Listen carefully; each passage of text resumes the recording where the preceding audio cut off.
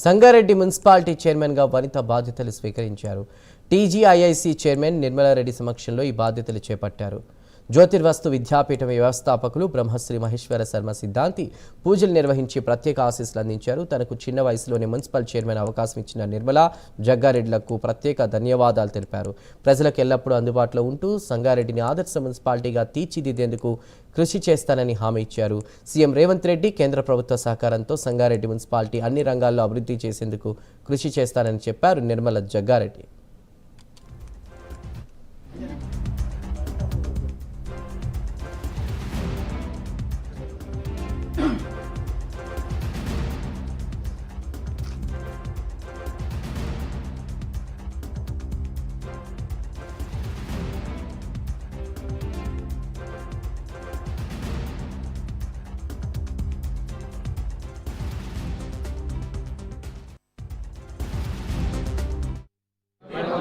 Municipal చైర్మన్గా పదవి బాధ్యతలు స్వీకరిస్తున్న వనిత సంతోష్ కుమార్, అలాగే వైస్ చైర్మన్ షఫీ గారు, ఈ కార్యక్రమానికి విచ్చేసిన ముఖ్యులు అనంత కిషన్ గారు, అంజనీల్ గారు, జార్జ్ గారు, మరి రామ్ రెడ్డి, మిగతా పెద్దలందరూ కూడా రావడం జరిగింది. మతపరంగా కూడా అందరూ వచ్చి కూడా ఆశీర్వదించడం జరిగింది. ముఖ్యంగా పట్టణ ఓటర్ మహాశయులకు ధన్యవాదాలు, నమస్కారాలు తెలియజేస్తున్నా. ఈరోజు సంగారెడ్డి పట్టణంలో మరి ఇంత మెజార్టీ ఇచ్చిన వాళ్ళందరికీ కూడా మరొకసారి ధన్యవాదాలు. ముఖ్యంగా సంగారెడ్డి పట్టణం దినదిన అభివృద్ధి ఎలా జరుగుతుందో మనందరికీ తెలుసు. తప్పకుండా ఈ 5 ఏళ్ల కాలంలో మరి ఇచ్చిన మాట తప్పకుండా అన్ని కార్యక్రమాలు చేయడం జరుగుతుంది.